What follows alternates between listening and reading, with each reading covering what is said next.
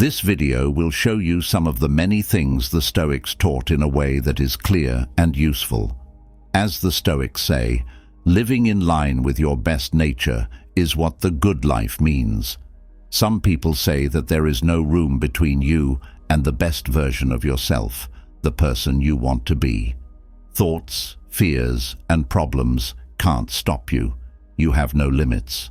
Without limits, I challenge you to watch the video all the way through. I am sure that by the end, you will know exactly what the Stoics mean by good life, and you will be able to follow their lead if you want to. But what does Stoicism mean? It is an old philosophy, and its ideas were talked about and lived by people long before Jesus came into the world. To give you an idea, my friend, one of the main ideas behind Stoicism is that logic and reason are good ways to understand the world and find answers to life's problems. The Stoics thought that there was a natural order to the world, and that this order could be understood and accepted through reason. Stoicism also sees virtue as a way to find happiness. The Stoics believe that virtue is a set of traits that must be developed and used in all aspects of life, including justice, courage, wisdom, and moderation. Virtue is seen as an end in itself, not a way to get to other things. Another thing that makes someone Stoic is their willingness to accept fate and the fact that things change over time. Stoics thought that life is always changing and that how we deal with these changes is what important. They said we should focus on what we can control and accept what we can't change. Last but not least, Stoicism stresses how important society and social duty are. According to the Stoics, you can be good not only by yourself, but also by working with other people and society. They thought that everyone had a moral duty to treat others with respect, and that we should all work for the common good. In a nutshell, Stoicism is a philosophy that emphasizes reason, virtue, accepting fate, and community as means to wisdom and inner calm in the face of life's difficulties. Stoicism is a way of thinking that can be used in many areas of life, from personal to professional to social. Because of this, it has had a big impact on Western society and philosophy over the years. I'll give you a little task if you're new. You're no longer just another person walking through the crowd. Get ready to change and grow. One of the founders of Stoicism was Zeno of Citium.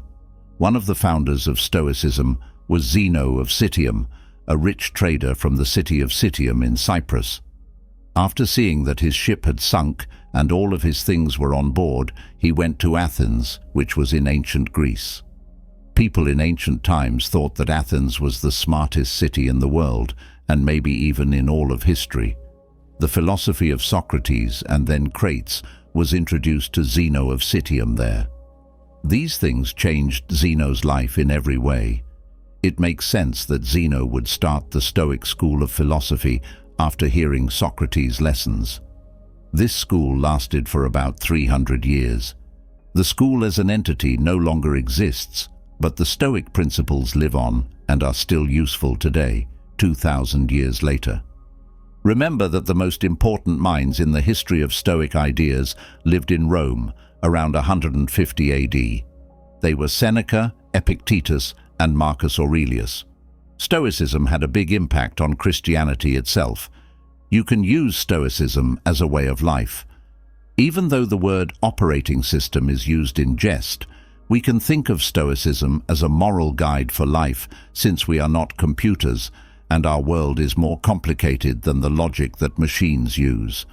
When you read or hear the word philosophy, your mind might be getting ready to swallow something hard to digest because you think it will be dull, academic, and not useful in any way.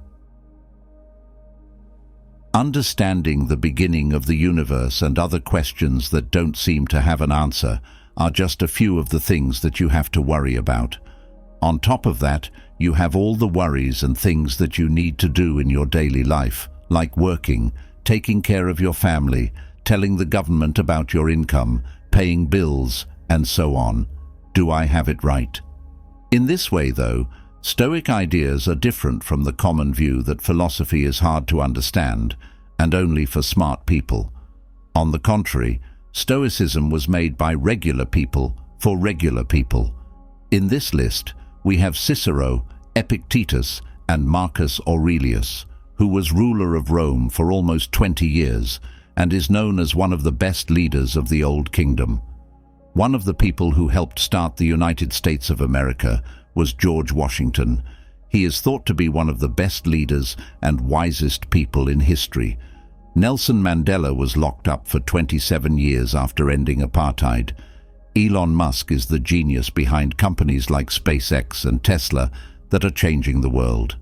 Along with Bill Gates, Warren Buffett, President Franklin Roosevelt, and many other famous people, this list could go on and on.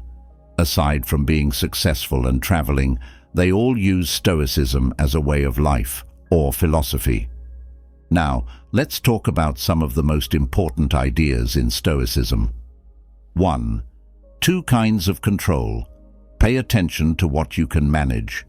The dichotomy of control is one of the most straightforward Stoic ideas to grasp. This idea is based on the idea that we can control some things, but not others.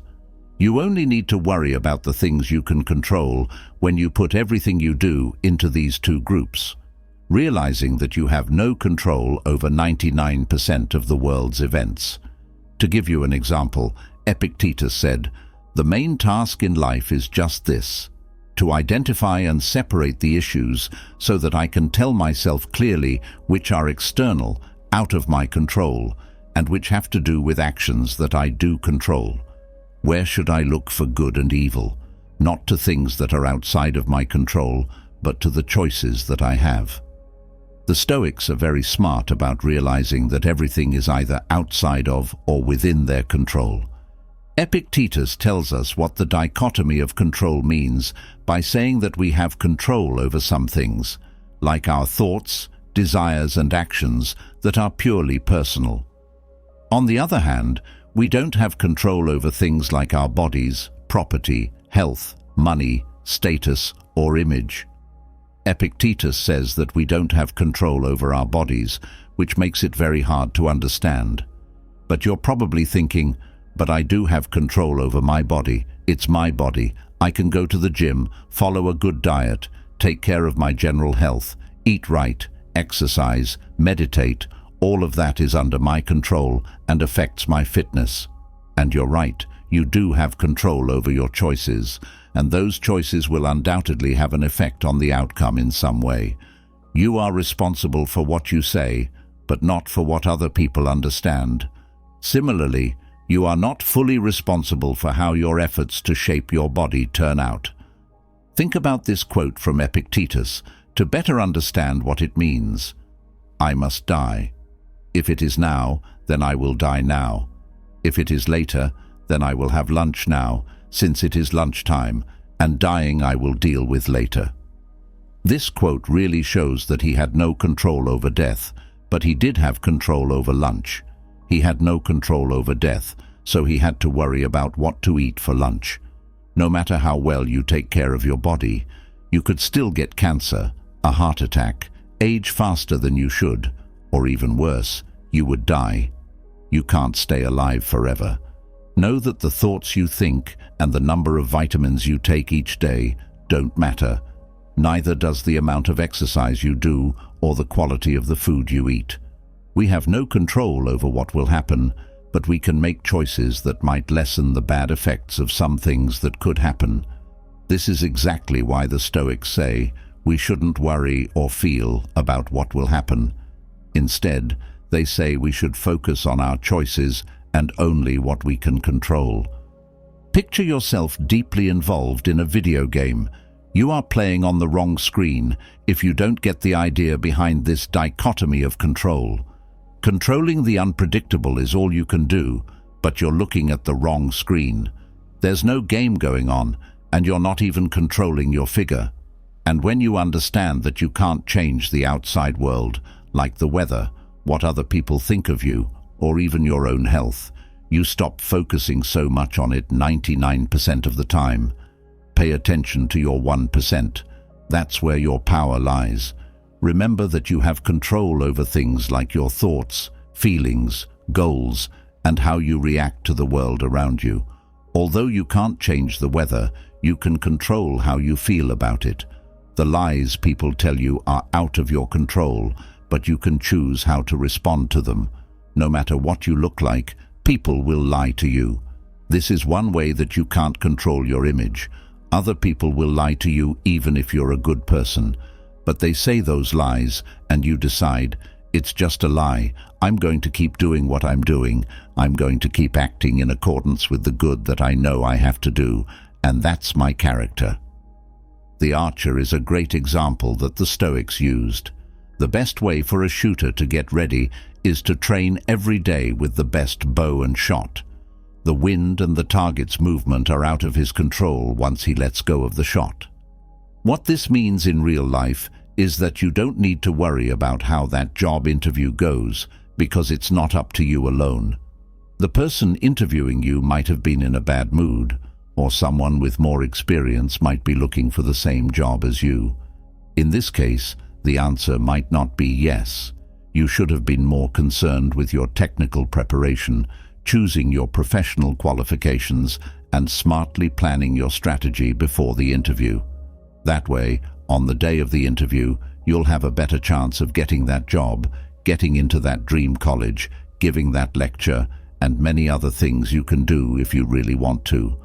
What other people think of our work or our skills and abilities is out of our control, but a lot of people get mentally ill because they worry about what other people think. Not being rude, being nice, and not being absent are things we can control. We can't change what they think of us other than that. 2. Love your fate, or amor fati. It's not just the Stoics who think that things that can't be managed should be accepted. The phrase was made up by Nietzsche, who was one of the most important thinkers in history. Amor fati is how I describe how great people are. To not want anything different from what is, not in the past, not in the future, and not for all time. To not only get through what needs to be done, but to love it. Love of fate, or amor fati, means learning to accept everything that happens in life, even the bad things. As much as we try, we can't always control fate. Today, we have control over what we do, but things we can't change, like other people's actions, sickness, or events in the outside world, could ruin our plans or the result we want. When we expect something to happen and it doesn't, we get angry at life. In fact, Dr. Fred Laskin of Stanford University says that life tells you no when you want it to say yes.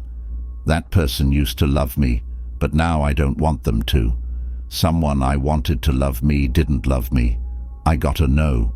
I wanted my partner to love me and stay with me, but he didn't. My partner told me no when I asked him to be true to me. We should be able to accept that life doesn't have to go the way we want it to, that it can say no when it wants to, and then be able to move on with our lives without any bias.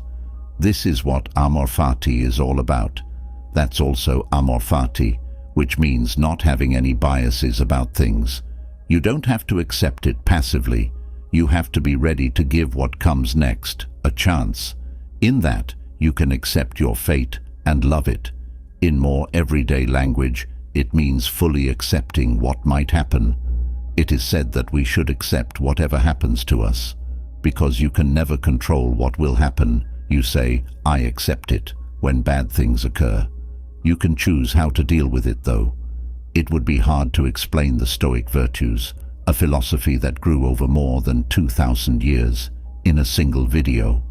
However, that doesn't mean we won't talk about the main ideas that support Stoicism.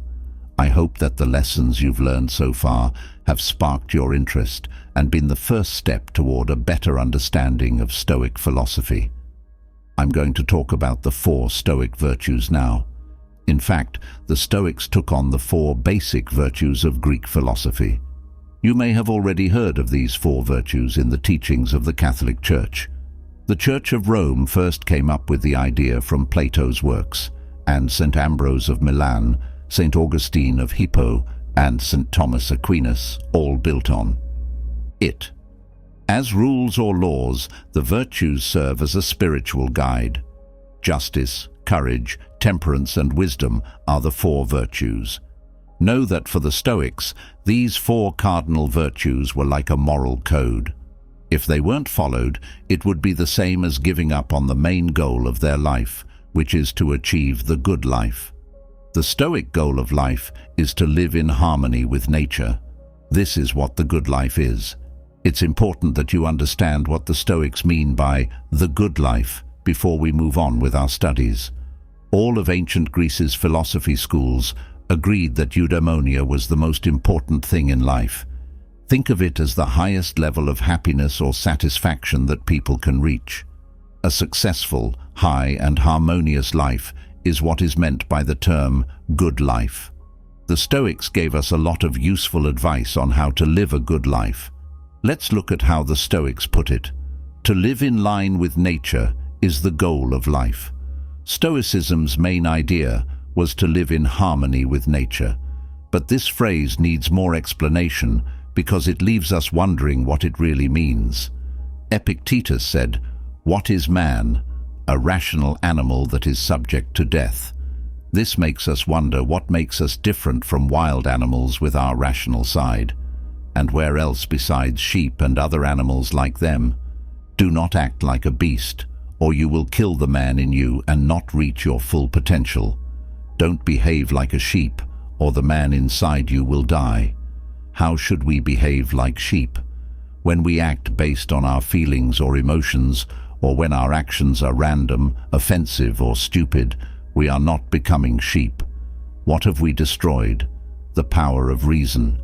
When we do things that are mean, hurtful, angry, and rude, we don't turn into wild animals. People are animals that can think and reason. This is what makes us different from sheep and wild animals. In good and bad ways, we are different from every other species on Earth. Our intelligence, our social and mental abilities are at the heart. To live in harmony with nature means to act logically like a person and not randomly or based on strong feelings and wants like a beast. To put it another way, we should always use our natural ability to think when we do something. We will live in harmony with nature and act like humans should if we use our minds. Let's talk about the four Stoic virtues again. Cicero, Rome's best speaker, used the phrase summum bonum, which means the greatest good in Latin. What should we strive for in this life? What is the best good? St. Thomas thought that virtue was the way. They said that every situation we face in life, even ones that are painful or scary, is a chance to act in a good way. They thought that if we were good, anything could happen, no matter how important, like love, happiness, success, respect, character, and happiness. Cicero said that a good person doesn't need anything else to live a good life. That makes sense to you. I know you still want to know, what exactly is virtue? As we've already said, the Stoics thought there were four main virtues: justice, temperance, wisdom, and courage. Let us look at each one. Good sense. Knowing what is right and wrong and being able to see how things work in the world is what wisdom is. For the Stoics, all other virtues are built on wisdom. This is because wisdom tells us how to act in a way that makes sense with reason and the world around us. The Stoics thought that learning was the most important thing you could do to make smart choices. This means that you should learn from your mistakes, think about what you did, and be open to changing your mind. Stoic wisdom can be used in everyday life, like when you're having a tough time at work. Instead of moving without thinking, take some time to study, think, and consider what could be done. You'll make choices that are smarter and work better. Consider wisdom as the navigation system for your life.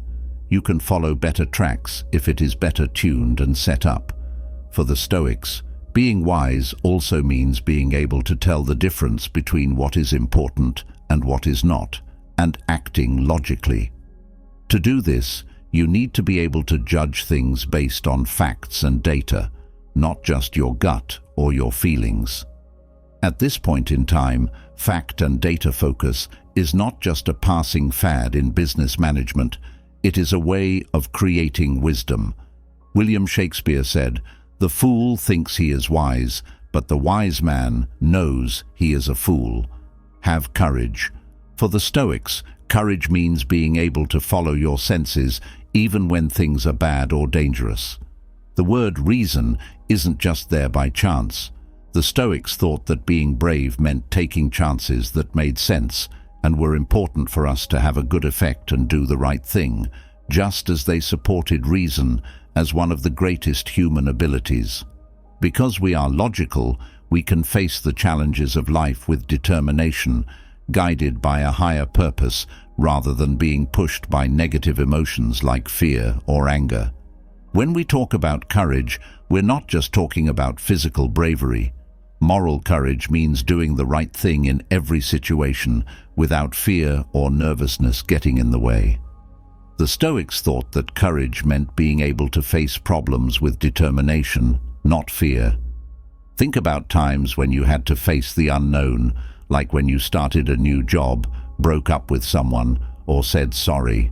There's a lot of courage in all of these.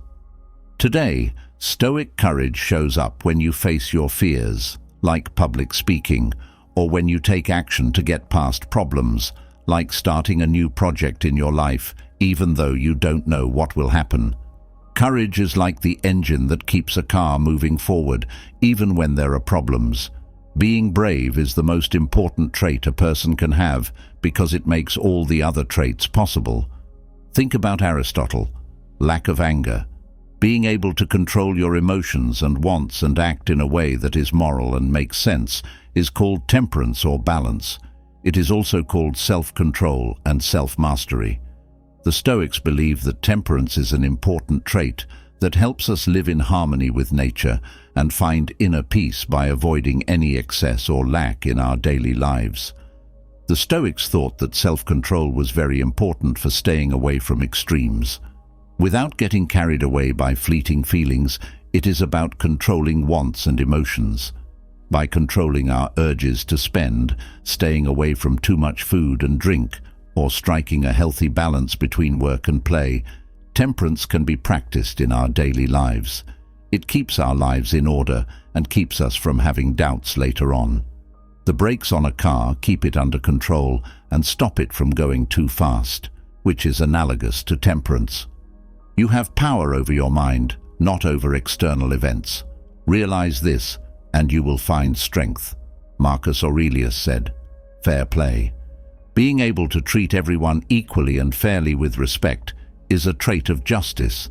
The Stoics believe that justice is the most important virtue because it helps us act in a decent way and treat everyone with respect. The Stoics thought that being kind and respectful to others was an important part of having a good life. It is right to treat everyone the same and be fair. Having a sense of justice is a basic human need, and you can't change people's minds for the better if they think you are unfair. The idea of Stoic justice says that you should be able to make choices based on ethics and reason, not on bias or self-interest. In today's world, this means being moral in all of your relationships, at work, with your family, and in the community. Being honest, caring about other people's rights, and looking for truth and equality are all parts of this. Like the steering wheel that keeps a car going, fairness is important. When there is no justice, courage is weak. Mr. Benjamin Franklin. The four virtues can be the foundation and guide for your life once you understand them. The rise and power of social media, influencer marketing, and other tricks used to trick people is one reason why you need this strong base in your life right now. To the masses, and try to convince you that you are just another alienated person without free will. When you are in today's society and see things that seem to go against moral and ethical ideas that are important to your survival and physical and mental health, The four virtues give you a strong base that you can use to find the right path. When someone tries to get you to do something, distract you, or lure you into something that might not be good for you, you can now look at the foundation you are building, the Stoic foundation of the four virtues, and ask yourself, is that wise? Does it take courage? Is it fair? Is it really important? Is it telling the truth? That, my friend, is the most important thing you can do to live a good life. At this point, you may be asking yourself, are my actions right now in line with the four virtues? Know that this will become a part of your personality over time and show up in the way you act and feel. If you do these basic things every day, you will be amazed at how much better your life and relationships with others will be. In short, the Stoic view of the four virtues is a little different from what you might have expected. Justice will help you understand what is good, bad, within our reach, and what is not. Temperance will help you deal with discomfort, pain, and fear. And courage is the most important of the virtues because it includes justice, fairness, fair dealing, kindness, and equality. Now is the time for you, my friend, to start using the four Stoic virtues in harmony and start molding your character. As we've already talked about, the four virtues are without a doubt important for building a good life. For four, Memento Mori, facing death with peace of mind. The Latin phrase, Memento Mori, means remember that you are mortal. It comes from Stoic philosophy and means to remember that you are mortal. One of the main ideas of the Stoics is that every person needs to understand that life is temporary and death is inevitable. Stoic philosophy is based on the idea that we can live a more worthwhile, good, and peaceful life if we face our own death. The Stoics believe that thinking about death is not a depressing activity, but rather a good way to develop wisdom, courage, and tranquility. We must have the courage to live our lives with a clear sense of what is most important, rather than letting worry or fear of death consume us. We are encouraged to think about how to make the most of the time we have. Stoicism stresses how important it is to live by our beliefs and virtues, instead of letting pointless worries take over our lives.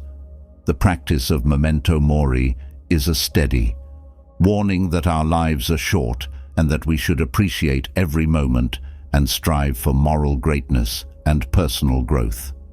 Today, the use of Memento Mori can be very important in a world full of chaos, the never-ending chase of financial success, and constant distractions. Stoic philosophy gives us a point of reference to keep our calm. By thinking about how short our lives are, we are pushed to put the things that are truly important in them at the top of our list of priorities. This might make us rethink the choices we've made and put more emphasis on important things like relationships, morals, and giving back to society. Living with the awareness that life is short helps us deal with problems in a strong way, instead of letting them bring us down.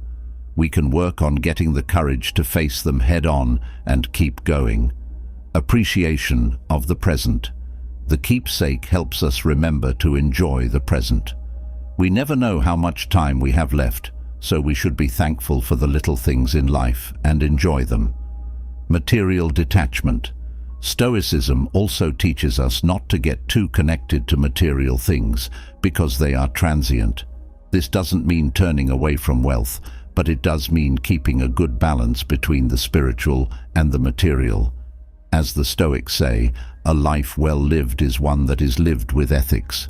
No matter how long we have, we can leave a good memory by showing understanding, sympathy, and justice. In short, Memento Mori in Stoicism tells us that death is inevitable for everyone, no matter where they are in life. As a result, rather than being afraid of it, we can use it as a steady warning to live with integrity, courage, and virtue. This helps us give our lives more direction and deal with the problems we face in life with calm and drive. 5. What good and bad really mean. First, know that the difference between good and bad is one of the most important things that keeps us alive. We need to find our way around and give things meaning in order to survive. To do this, we depend on shared universal views, like the difference between good and bad. We are not limited in what we can look at like wild animals are. Animals don't care about the difference between good and bad because they are involved in their surroundings and act based on their feelings. Most of the time, the way an animal acts is special to its species. We, on the other hand, don't live in a set place, so feelings don't really help us. Because that's how we are. We have to judge things as good or bad. Because of how our ancestors lived, we have to be able to tell the difference between good and evil in order to survive. While good and evil are ideas, they are understood and described in different ways, depending on how we see the world. They're called ideas because they're about how to judge an observation, not the observation itself. Culture, faith, and philosophy all try to define good and bad from their own unique points of view, which is why there are so many different views. From a Stoic's point of view, nature, physis, gives us the idea of what is good. Goodness is a state of perfection, so it can't be gained over time. It's either there or it's not. When we live in a good way, we experience the good. When we say good or good, we mean something with a spiritual or material value, something useful, a skill that is valued, a virtue, or a goal that is wanted. In general, the good refers to all of the things that are positively judged as being worthwhile of aiming for. Ethically, the idea of what is good is connected to both the things we do and choose, and the ends and goals we try to reach with those things. Now, we all look for good in some way. The debate is about figuring out what it is made of. From past times to now, the thought of what is good has been the most important thing. But some experts say that there isn't a single agreed-upon way to use the word good. Some people think that what's good is about who we are, our nature or core.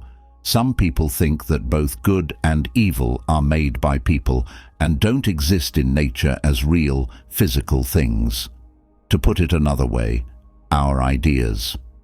Some people also think that the idea of what is good relies on the goal and the point of view from which it is seen. Logic positivism, for instance, says that the ideas of good and bad can't be described. They're just the thoughts and emotions of the person making the moral decision. While ethical descriptivism says that these words are not emotional but necessary, and that whoever says them is fulfilling a task or responsibility in their heart. Evil, malum, is the idea of what is opposite to good, bonum. We need the idea of evil to understand and react to horrible things that happen, like genocides, mass murder, rape, torture, and more. This is because the idea of evil is the only way to understand the moral importance of these actions and the people who do them. In a broad sense, the word evil refers to any action or trait that isn't right, which causes harm or pain, whether it's physical, mental, moral, religious, or spiritual. Because of this, it is both right and normal. Moral evils are harms or pain that happen because of the actions or lack of action of moral beings who are healthy and able to make their own decisions. Moral evil is when we choose to act against the good, and it can be caused by our bad intents or carelessness. Natural ills, on the other hand, are harms or sufferings that don't come from the actions or neglect of moral beings, but from things like stomachaches or earthquakes. In comparison to the broad sense of evil, we also talk about evil in a more specific way, which means the worst thing a person can do or think of. The word evil is used to help people understand moral, political, and legal ideas because it suggests moral judgment.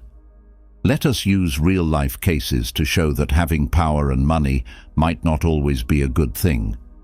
The Stoics say that both can be used for good or bad. What they do and how they work depend on how they are used. If you use your money and power in a way that is good, it will be good. You might be confused about how having power and money can be bad. Understand that a bad leader with a lot of money and power can hurt a lot of people. It's that easy. And the Stoics say that you always have the chance of becoming a ruler. You should set goals for things like health, money, respect, and creativity. As you start the day with goodness in mind, don't set these goals out of ego or greed. To make sure you are going in the right direction and not getting lost, this is a very important step. Sixth, there is the ethics of not caring, the real power of being stoic about not caring. Indifferent is one of the most controversial words that come from Stoic philosophy. Marcus Aurelius, Seneca, and Epictetus all said that to be a Stoic means not caring about anything outside of yourself. This means not caring about money, pain, success, hopes, dreams, or anything else. At first glance, this idea might have made you think that Stoics don't care about anything, since the current meaning of the word indifferent is to have little to no interest in something or someone. But this reasoning is wrong, doesn't make sense, and is dangerous. The Stoics didn't not care. They were just good at dealing with everything, no matter how bad things got. Does that make sense? Know that the goal was to be strong enough that things didn't have to go in a certain direction if there was a way out. While Seneca said, "It is obviously better to be rich than poor, high than low," the Stoic didn't care what fate did. Why? No matter what it was, the Stoic was strong enough to deal with it. This lack of interest is just learning the virtue of accepting what nature has in store for us as it creates and changes things over and over again. Our knowledge tells us that everything in nature breaks down and goes bankrupt, but everything is always made again. These things are known to the Stoic, who then doesn't care what happens to him in life. For instance, when it comes to living a life of tranquility and peace, health and sickness have the same weight. If the body is sick for a long time and there is no chance of getting better, the Stoic doesn't give up and doesn't care what nature throws at him. He maintains tranquility and peace, or he is happy in this way. And for a Stoic, being free means putting yourself above good and bad by not caring about right or wrong.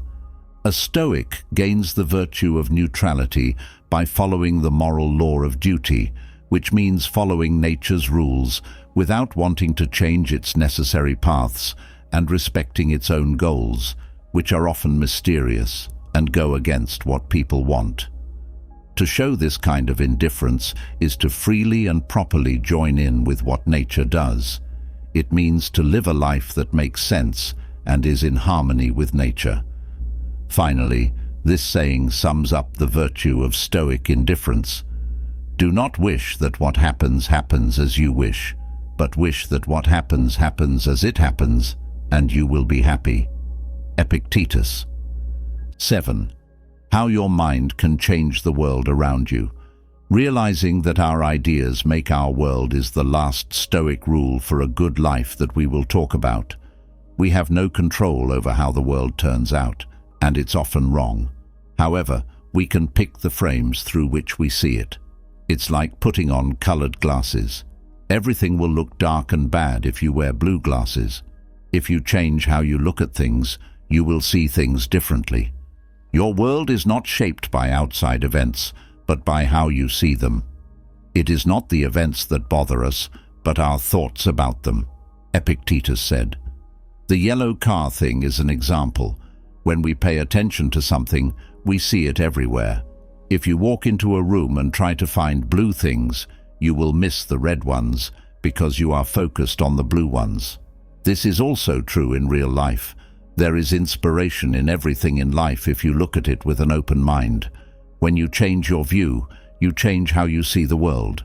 I hope you understand how important this view of our thinking is, because it has to do with the deep pit we often find ourselves in. People sometimes fall into very deep wells without trying. They get used to it, which makes it cozy and stops them from trying to get out. It gets easier with time, just like everything else in life. You can change your mind, stand up to gloom, and take small steps to make your life better at any time. If you change the way you think, your life will change for sure. It is important to accept the rules of the world as they are, rather than fighting them and trying to change them. This is what Stoicism and the Roman ruler and scholar Marcus Aurelius both said. To find real happiness, you need to stop going against the stream. Rome was ruled by Marcus Aurelius from 161 to 180 AD. Many people remember him as the last of the 5 good rulers and as one of the most important figures in Stoicism. His philosophy of life is explained in Meditations, which was written as a personal diary and shows how Stoicism can be used to live a good life and run a good government. Marcus Aurelius placed a strong emphasis on logic, self-control, and the understanding that life is short and that we must live by natural rules and accept the things outside of our control. His works have become one of the most important records of old Stoic philosophy, even though Marcus Aurelius never thought of himself as a philosopher. The Stoics thought that the world was run by a supernatural reason, or logos. So, for the Stoics, happiness meant controlling one's emotions over reason. They thought that the emotions were a bad thing in the soul, and that they needed to be managed because of this. As an example, we shouldn't always want things to go the way we want them to. Instead, we should accept things as they come up. Marcus Aurelius said that we should handle things in the outside world with flexibility while being strict with ourselves. Even though Marcus Aurelius said to live a happy life, most of us don't follow his advice. Instead, we expect our surroundings to always give us what we need to be happy. So, we always want nice people around us, good circumstances to make our dreams and goals come true, to stay young, and to live a happy life. We often don't like our bodies or the things we're naturally good at, but we still won't accept our flaws. Not surprisingly, there is too much want and not enough understanding of the way things are, especially now. Some very important things to know are that the more we want and expect from the world, the more likely we are to be let down. We will almost certainly encounter people who are not so good, despite our efforts and drive. We might not be able to make our hopes and dreams come true, or we might be able to reach some of them. Trouble will keep coming our way, and we won't be able to avoid old age, no matter how late we are in life. And if we let these things that are bound to happen bother us, we will become victims of our surroundings, people who are mentally dependent on having their needs met. Marcus Aurelius constantly told himself in his thoughts to accept fate as it comes and to live a good life no matter what. We will talk about why it is better to accept the universe's rules than to fight them and try to change them in this video. 1. Accepts other people. Say someone makes a joke that hurts your feelings about you or someone you care about. What would a Stoic think about this? Would he or she get mad or even hurt someone physically in response? Marcus Aurelius told himself that it was best not to stress out about something more than it needed to be. In this case, someone made fun of him and it hurt him. Marcus Aurelius thought that the joke couldn't hurt you. You are the only one who can make a joke hurt you, because these emotions do not go along with the joke itself. Emotions like anger, violence, and sadness can only grow if you let them. Add nothing from within yourself, and that puts an end to everything. Marcus Aurelius wrote about how to deal with people who criticize you. The idea that we have control over our own emotions and behaviors is a fundamental tenet of Stoicism. The joke about the rude person helps us understand how the Stoics dealt with tough situations. Marcus Aurelius, one of the most famous Stoic rulers, stressed how important it was to not respond hastily to things that happen around you. Instead, he told you to think about whether the joke could really hurt you. This idea brings us to a basic truth. We are only responsible for what we can control, like how we behave and what we decide, not for what happens in the outside world.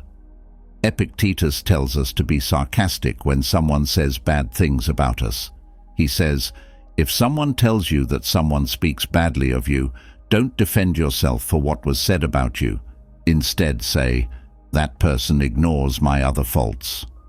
Epictetus's advice that we shouldn't defend ourselves in spite of criticism also shows that worrying too much about what other people think is pointless.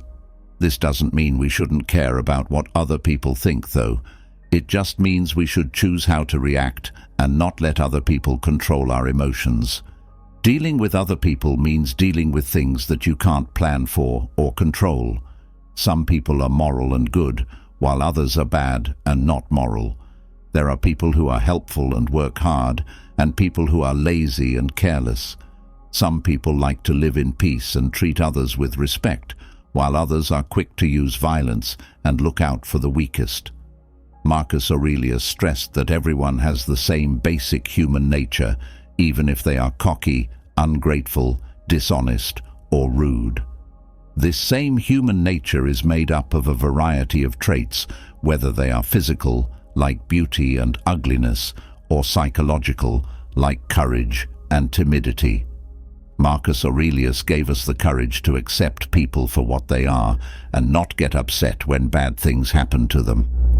Marcus Aurelius thought that we are here to work together, not against each other, because that would be against the natural rules. We always want other people to do what we want, but life shows us that other people have free will and act in ways that are not controlled by us. Even though we try to sway them, they usually do what they want and say what they say, even if it seems silly or illogical. It is therefore pointless to put in a lot of effort to change other people. It would be much better to use this energy on things where we have more control over what happens. Stoicism stresses how important it is to focus our energy on things that we can really change. People think that worrying too much about other people's actions is a distraction that keeps us from focusing on our own goals and health. We can have a more useful time if we work on our own growth and do things for the greater good. Understanding that things change over time is at the heart of Stoic philosophy, and Marcus Aurelius's words will always serve as a warning of how short life is and how beautiful the world is. The Roman Stoic ruler paints a beautiful picture of our lives as leaves that grow in the spring and fall away in the fall. He compares men to leaves in the wind. We are just brief entries in the great book of time. As the generations of men come and go, so do the leaves. This is a metaphor for how our lives are a small part of the never-ending circle of life. Marcus Aurelius talked about the great rulers and thinkers who lived in the past. He was talking about important and powerful people who lived on earth. It was inevitable that people who once changed the course of history would die, and like everyone else, they were turned into dust and ashes a long time ago. Just like leaves come and go, so do generations of men. We can't get away from this truth, which has been around for a long time and reminds us that all human greatness is temporary. We start out as a drop of sperm and breathe out our last breath before we know it. Our short lifespan is especially shocking when we think about how long our world and the universe have been around. For some, the reality of the transience of life can be overwhelming, but for the Stoics, this awareness of the transience of all things is liberating. Marcus Aurelius said, "Forget everything else. Keep control only over the things that depend only on you." It frees us from the false sense of control and asks us to value each moment as unique and special. Accepting that life is short doesn't mean giving up on it. It means accepting it with all of our might and living in line with our core ideals. It is Marcus Aurelius's advice that we should strive for virtue and always act with kindness and justice, because our actions and attitudes are where our real greatness lies.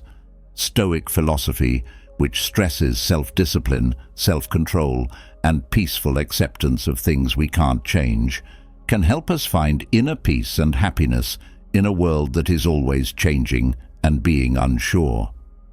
In short, Marcus Aurelius's wisdom and Stoicism tell us how important it is to accept the rules of the world and not fight what is going to happen. Instead, we should welcome each moment with peace and thanks. Our job is to live with honesty and kindness, and to make the most of the time we have been given in a world where everything is transient. There's no doubt that it can cause pain for most people. When someone dies, it makes you sad. The fact that death takes us back to darkness so quickly after we've come into the world. So, some people desperately try to hold on to life and find ways to make it last longer. Beyond their normal size, they are searching for the spring of youth.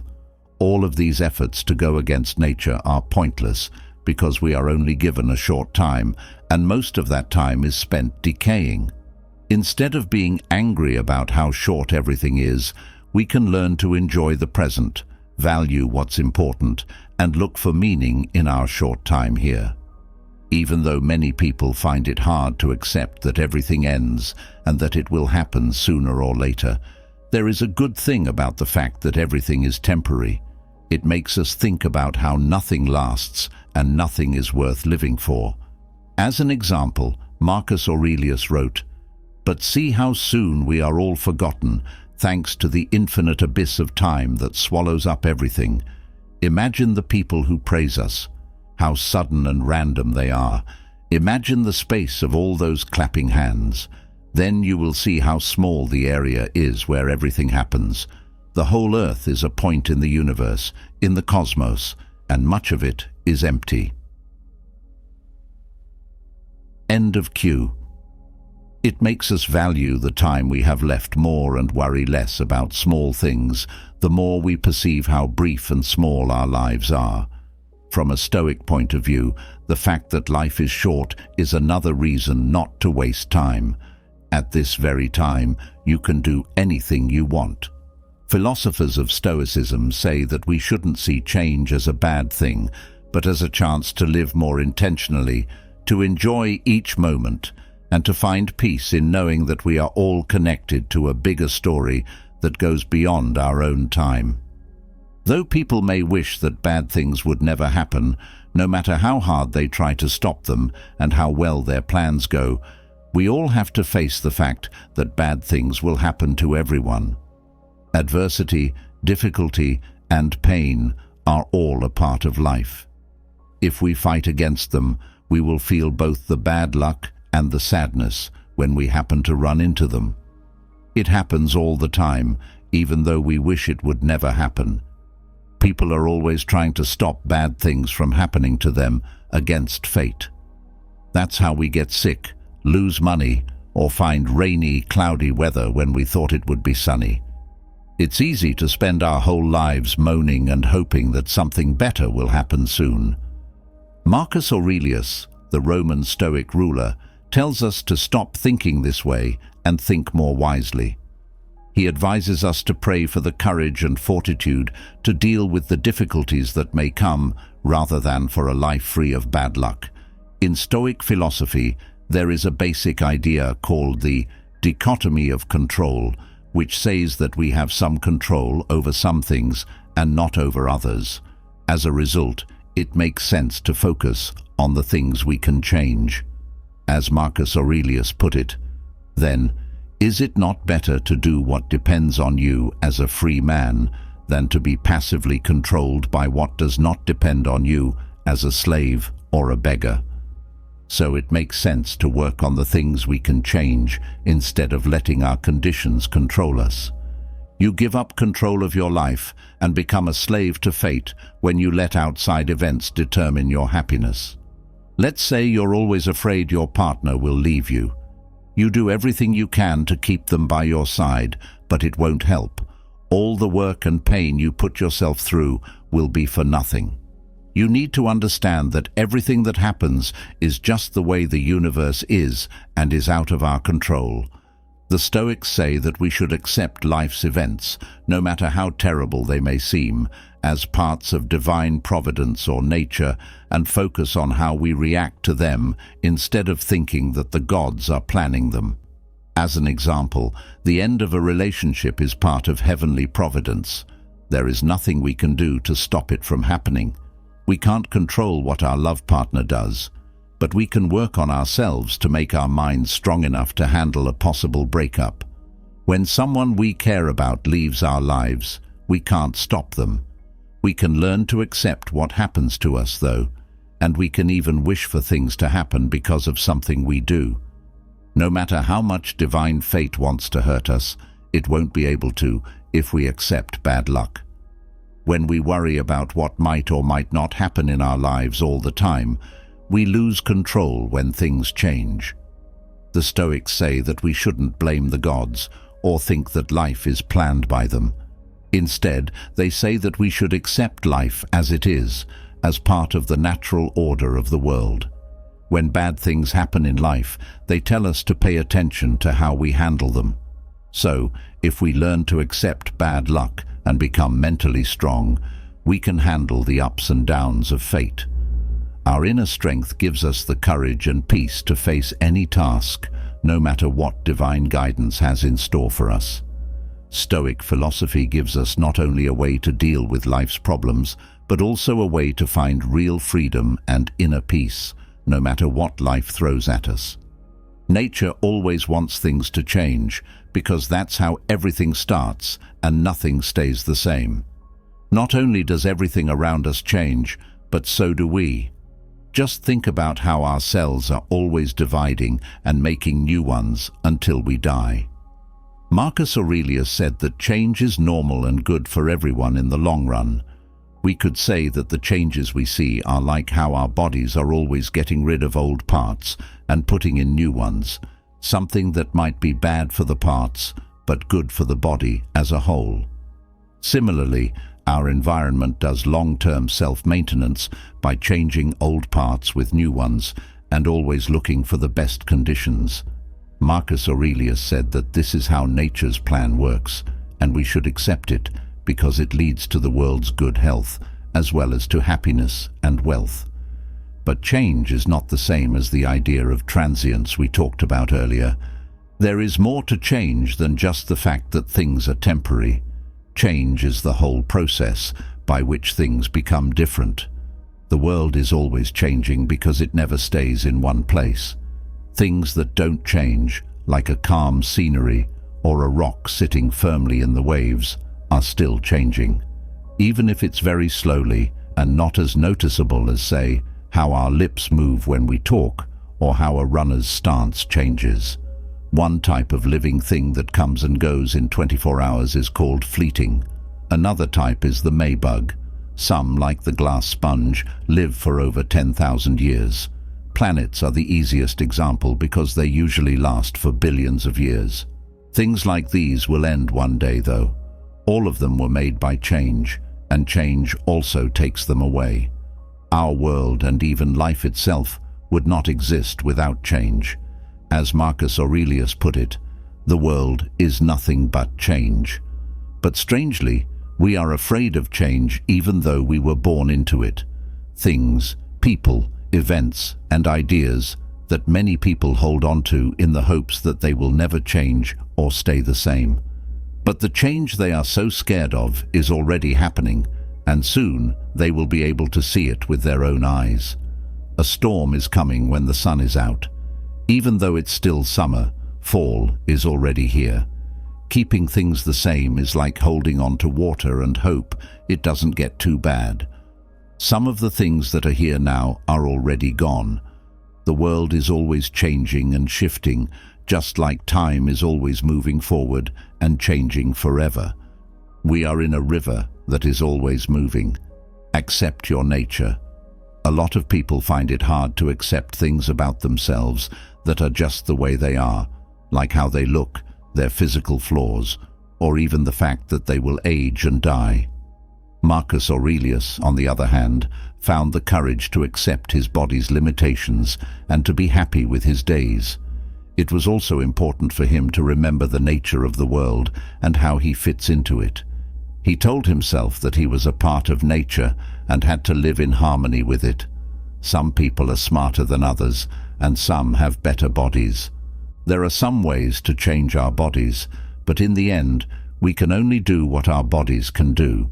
We can focus on our flaws and try to do things we're not naturally good at for the rest of our lives, always wanting to get or be something. We can make this a passion, or we can focus on our skills and do what we're naturally good at. The Stoics stressed that our ability to think is something that makes us human. People are the only intelligent beings on earth who can think logically. That something is alive means it can have emotions, thoughts, and awareness. It is the capacity to be aware of one's surroundings and to feel and think and perceive emotions. We can rise above our brute and animal natures thanks to our reasoning faculties. Because of this, we don't have to serve our emotions. We can use reason to beat them. Mark Aurelius shows us how he used reason to accept the world around him and the presence of good and evil, even though his animal nature told him that wasn't true. A person can choose to have this attitude. We humans can ignore our animal instincts and choose a better path because we can think things through. We don't have to mindlessly follow our wants. We can recognize them for what they are and understand that they can cause us pain. We can see that fighting against fate only makes us suffer instead of being slaves to our wants and dislikes. Based on what we know about how things work, we can say that it is reasonable to accept the things we can't change, even if they are bad. Sixth, be okay with pain. It was Marcus Aurelius who said that the mind ruled over the soul. As a real Buddha once said, "There is certainly nothing that precedes the mind." This quote from a Stoic philosopher seems to fit with Buddhist ideas. Buddha said that your mind is everything, and that what you think about, you become. What we think makes us who we are. Joy is like a cloud that never leaves us when our minds are clean. Do not think about the past or the future too much. Instead, keep your mind on the present. That is, how we feel is determined by how we think. For instance, if we are in physical pain, fighting it can make it worse. As for agitations of the flesh, both mild and violent, it is still not clear what he meant by that. But it looks like this line is about physical pain and how the mind affects it.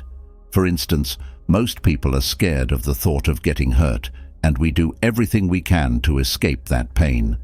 Unfortunately, life doesn't promise us that we'll never suffer. It's possible that at some point in our lives, we'll get sick, have an accident, or be the target of violence. Mark Aurelius said that nothing can happen to anyone that they can't handle. Most of the time, this is outside of our control. Pain is a natural part of life, but we can choose not to feel pain that isn't caused by the outside world. The amount of extra pain we feel relies on what we think. They can get into your thoughts through the emotional link between the mind and body. Don't try to fight the feeling. You should feel that way, but don't let your mind start to judge it as good or bad. This is the end of the quote. Marcus Aurelius makes a distinction between feelings and real pain. The first one is a natural phenomenon, while the second one is something that people make up.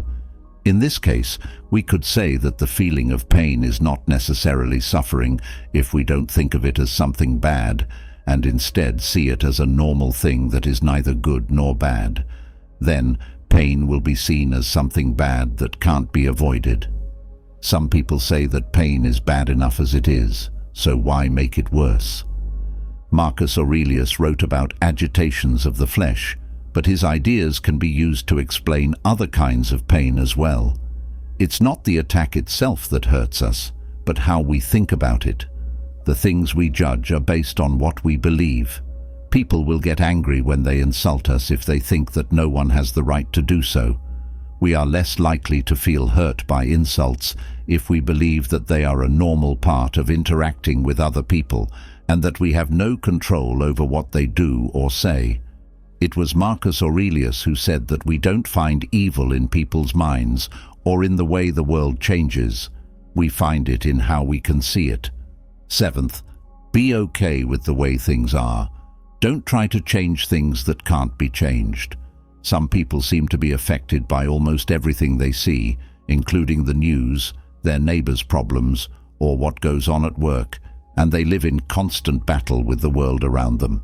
Some of these people can't stop moaning about how bad things are in the world. In the worst cases, they've come to believe that it would be better to die than to live on this awful earth we call Earth. Our views probably don't match up with reality if we live in constant disagreement with the outside world. Often, what we believe is completely different from what is true. We need to change what we believe right away if we want to stop constantly fighting with our surroundings. Stop expecting so much from the world. That's a great way to start changing. As a matter of fact, Marcus Aurelius says in his thoughts that asking for the impossible is crazy. We can't expect to get something that we can't get. The only thing that is certain about asking for the impossible is that it will not work at all. But sometimes, even in small ways, it seems like we always ask for the impossible to happen because we want things to happen in ways that aren't possible in this world. This often happens to people who are what are called empty optimists. These are people who are filled with hope and confidence in a future that is almost impossible to achieve because they haven't put any time, planning, or effort into it. Know that hope and faith aren't bad in and of themselves, but they can be harmful if they aren't in line with reality. The only reasonable outcome is disappointment. If you want only good luck, you're asking for the impossible. It is impossible to wish that you will never get sick, be insulted, or be laughed at. These things are under our control, just like waves hitting a rock. If you have high hopes, life will never live up to them because reality never meets them. Marcus Aurelius blames providence over and over again. From a Stoic's point of view, providence means that natural forces plan everything that happens. So, everything we think is wrong is done on purpose and is, therefore, just the way it should be. Some people in this world are dishonest, cocky, selfish, jealous, and have no shame. So do vice, virtue, happiness, sadness, good, and evil. It would be strange to want something different. Marcus Aurelius said that when someone is dishonest, you should ask yourself, is it possible for there to be no dishonest people in the world? Don't ask for something that can't be done. The answer is no. You have found one of the dishonest people in the world, so don't fight it. That should be used for mean, unreliable, or otherwise flawed people. Trust me, as long as there is life, there will be sickness and death, and as long as there are people, there will be broken ones. If you don't ask for the impossible, you give up on changing the world. No matter how hard you try, you're not strong enough to beat the world. If we agree to this condition, we will understand why it's good to drop our hopes. And there will still be something that can hurt us if we don't want things to happen the way we want them to happen, and instead want them to happen the way they should. Eighth, accept what will happen. People worry and even have bad dreams about what will happen tomorrow because they are trying to predict the unpredictable, which often doesn't change. It's because of this situation that we understand that the conditions we set for the future to happen determine whether we like it or not. We're afraid that the future won't live up to our hopes. One example is that we worry about losing our job because we want to keep it in the future. Another example is that we want to be famous in the future, so we worry about not being famous. No matter what, we will still be unhappy if the future we imagined doesn't come true. It will also be unhappy if it doesn't give us the people and things we want. It's always outside factors that determine how we feel, and we have no control over them. People have always connected their mental states to what's going on in the outside world. So we spend our days trying to find outside sources of happiness and staying away from outside sources of pain. But if we do that, our pain will never end because we can't trust the outside world. Because of this, we live our lives, worrying about things that don't make sense and wondering things like, will fate grant my wishes or not? Will the gods keep us from having to suffer? Will I have enough cash to buy the house of my dreams? And a lot of other wants and fears keep taking up space in our minds. That means there are two ways to solve this issue: connecting a state of mind that is peaceful or warlike to something outside of oneself. We could try to change fate in some way to get exactly what we want. That way, we wouldn't have to worry about not getting what we want. The Stoics, on the other hand, knew that this was impossible because people can't change fate. The second way is to really want what you want to happen. Epictetus says in the Enchiridion, or manual, that you are crazy to wish for your children, your wife, and your friends to live forever because you are trying to control things you can't. You want things that belong to other people to be yours. In the same way, you are stupid if you want your servant to be innocent, because you want vice to be something other than vice. You can control whether or not your wants are met, though. Do what you can control, because fate is in charge of everyone and can give or take away what a person wants. So, anyone who wants to be free and doesn't want anything should reject anything that rests on other people. Otherwise, he will have to be a slave. This is the end of the quote. The Stoics said that we are truly free if our happiness does not rest on what other people do. There is nothing that will bother us. What can we worry about if we accept everything that the future brings? If you don't already know, the Manual or Enchiridion is a book about how to live a good life. Because of this, we can be good, live freely, and be happy no matter what. It is a short outline of what the Stoic philosopher Epictetus said. In today's world, Stoicism is very useful. In the middle of a confusing and unclear world, it offers a place of tranquility and, most importantly, teaches us to accept the things we cannot change and focus on the things we can. There are many things in life that we can't control. You can find peace even when things are going badly if you work on your inner power. Stoic philosophy tells us to live in the present and be thankful for what we have. For happiness, Stoicism teaches us to enjoy the little things in life instead of relying on things. The philosophy of Stoicism tells us that real happiness lies in our wisdom, virtue, and good, important relationships with other people in a world that is crazy about shopping and the desire of always more. If we follow the Stoics' rules and do their practices, we can face problems with courage and determination, see problems as chances to grow, and stay true to our beliefs even when things get tough. Also, they tell us that we can choose how to deal with problems and that our mood is the most important thing in getting through them. So why should you learn and use Stoicism? Because it's like having a map that will help you find happiness and health inside even when things are going badly. We live in a time when stress, pressure, and fear are all the time. In the middle of all this chaos, this philosophy can help you find peace within yourself. You can learn these things from Stoicism. A lot of things you will never be able to do or master are taught to you. You also learn that you are the only one who can control what happens in your inner world. Being Stoic will teach you that you can't change the past or the future, but you can choose how to deal with the present.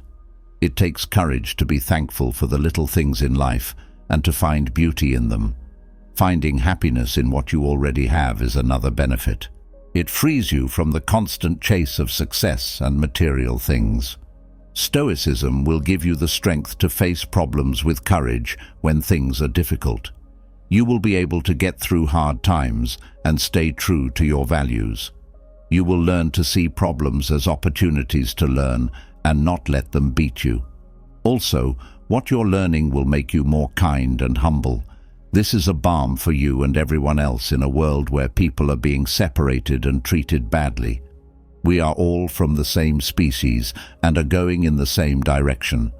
That's why being kind and respectful to each other is so important. Stoics show us how to love and care for others, which helps us form deep connections and advance social harmony. In the end, Stoicism is a way to live a real and complete life. As it shows, happiness is not dependent on outside factors, but on your own goodness and wisdom. So you can live a full life in harmony with yourself and the world around you. It urges you to find a balance between your interests and your duties. People often say that we pick our friends over our family. You made a good choice if that's true. That being said, my friend, how do you pick the good and bad friends that come your way? Actually, I might be saying something very obvious when I say that you should pick good friends over bad ones. I know it seems silly how clear it is, but you might not be doing it right even if you already know it. Like Seneca says, we should be careful about who gets to enjoy our company. That makes sense. How do we do that, though? Let me give you an example. Let's say you meet someone who is friendly and easy to talk to. You also notice that this person likes spending time with you and does things that friends do, like call you to events and give you gifts. And because this person is known for being lazy, they will sometimes leave you behind in school or college when you are doing group work. In the same way, they don't go with you to important events or help you with anything because they're lazy or want to treat themselves. But they're still fun and friendly, and they love being with you. Should you stay friends with them? To put it another way, it might seem simple to choose, but watch how your friends act. Take a good look at yourself and decide if you should keep these friends. There are times when we have to stay with someone because they say they are a good person and they like being with us. I don't think that's right at all. You don't have to keep up that friendship. A friendship should help both of you grow, whether that's in an emotional, moral, business, or other way. Keeping agreements is something that some friends taught me, while others taught me the value of waiting, getting up early, keeping my word, and other things. I have to say that all of this is very hard for me, so I feel like I have to keep being friends with these people. But I've also had friends who didn't help me, and, worse yet, who made me more lazy, careless, and so on. That group of friends is not something I want to keep. Some Stoics are very kind and thoughtful, good people, but their lessons are realistic and meant to make our lives easier and more livable, even when bad things happen. One way to do this is to be close to people who make you better and people who you can teach. This may be why the ancient and modern Stoics were so dedicated to promoting the common good and advising us to always be close to our teachers and students, often becoming great friends with them. Stoics believe that a wise man should be able to take care of himself, but everyone, wise or not, likes to make friends. No matter how independent he is, the smart man wants friends, co-workers, and business partners. So, for Cicero, friendship is not something that the Stoics have to have. It's something they want, a will to serve, to help, to share moments and knowledge, and to grow together on this trip. Friends are people we choose to be with us because they give us a chance to put our sense of society into practice in a more personal way and to practice the common good. This brings us back to the idea of sateia, which means that we are all linked and part of a whole. Having friends is natural because of this. You are drawn to bonds by natural forces, not your own selfish wants. Seneca. For Stoics, friendship is not about getting something, but about sharing something. Getting friends for practical reasons is short-lived, and the friendship will only be seen as good as long as the return is promised. Seneca said that these goals are not good reasons to try to make friends. So why do I make a friend with a man? To have someone for whom I can die, whom I can follow into exile, against whose death I can stake my own life and pay the pledge. Later, the friendship you describe is more of a deal than a friendship. Just think about what's best for you and see what happens. Seneca. The Stoics say that we shouldn't be friends with everyone we meet. We should think about it and maybe even not trust them. But once we've made friends with someone serious, we should trust them and follow the Stoic rules for that friendship. We will have friends for life if our assessments are right. We can also rethink every once in a while. When we do this, we don't judge the person we're friends with. We judge our own judgment in making that choice. Paths can also split between us and our friends. We shouldn't stay in a friendship that doesn't support our growth. This is something that should be handled gently. Let's look for friends who share our values, be honest with each other, learn how to give of ourselves, and be kind to those we can't change. We should accept them and share our life with them if they are true friends. We are now going to talk about how to spot fake friendships. This is a very important subject because as social beings, we naturally value friendship. We are born open to making friends and looking for them. But the world we live in is full of traps, and it's not easy to tell the difference between a true friend, someone who really cares about us, and a false friend, someone who cares about us but isn't strong enough to help us when we need it. Friendship is one of the most important things in life, and this is a serious topic. Due to this, I have searched for ways to tell the difference between a real friend and someone who is just pretending to be one. It's important to know the difference between friends who want to help us through hard times and those who will leave us because they're weak or don't care. Sometimes we pick the wrong person as a friend because we don't have the right qualifications. The person might not even be thinking about being a friend or wanting to try to be one. The following thoughts come from a long period of learning, both in the real world and in the classroom. When it comes to theory, I've paid a lot of attention to old writings, especially those by the Stoics. I think they can show us truth more clearly than modern texts, because modern texts are always limited by political and religious beliefs that make them dumb. But let's get back to the subject, friend. The point of this video is not only to help us tell the difference between weak, fake, and real friendships, but also to help us become better friends. One way to tell if someone is a fake friend is by asking them what they want from us. When a fake friend comes up to us, they want something other than company. We can divide fake friends into two main groups: those who try to control us through flattery and those who want to control us through shame. Plutarch, a Greek historian and philosopher, wrote in How to Take Advantage of Your Enemies that many friends don't criticize our flaws because they don't want to hurt our feelings. So, we should pay extra attention to our enemies, who will tell us what they really think of us without fear of hurting our feelings. Someone who wants to control us through shame, on the other hand, will try to trick us by making us feel bad about ourselves or guilty. Both types of fake friends are only interested in themselves and not in our friendship. To spot a fake friend, it's important to look at their actions and intentions instead of just hearing or seeing what they say.